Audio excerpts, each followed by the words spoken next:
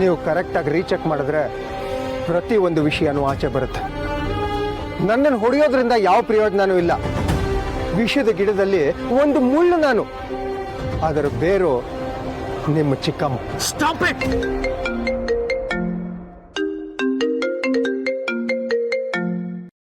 ನಿಮ್ಮ ಚಿಕ್ಕಮ್ಮಂದೆ ಕಾಲ್.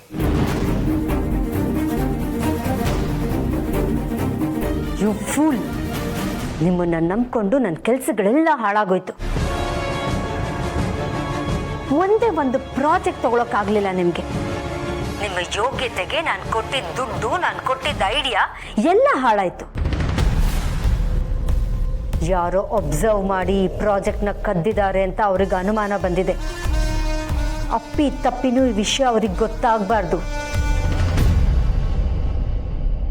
ಒಂದು ವೇಳೆ ನೀನೇನಾದರೂ ಅವ್ರಿಗೆ ಬಾಯಿ ಬಿಟ್ಟರೆ ನಿನ್ನ ಉಸಿರೇ ನಿಂತು ಹೋಗುತ್ತೆ. ಹುಷಾರ್. ಇಲ್ಲ ಮೇಡಮ್, ಯಾರಿಗೂ ಹೇಳೋದಿಲ್ಲ. ದಯವಿಟ್ಟು ನನ್ನ ಕ್ಷಮಿಸ್ಬಿಡಿ. ಈಗ ಗೊತ್ತಾಯ್ತಾ ನಿಮ್ಮ ಭವಿಷ್ಯಕ್ಕೆ ವಿಷ ಹಾಕೋ ಕೆಲಸ ಮಾಡಿದ್ದು ಯಾರು ಅಂತ?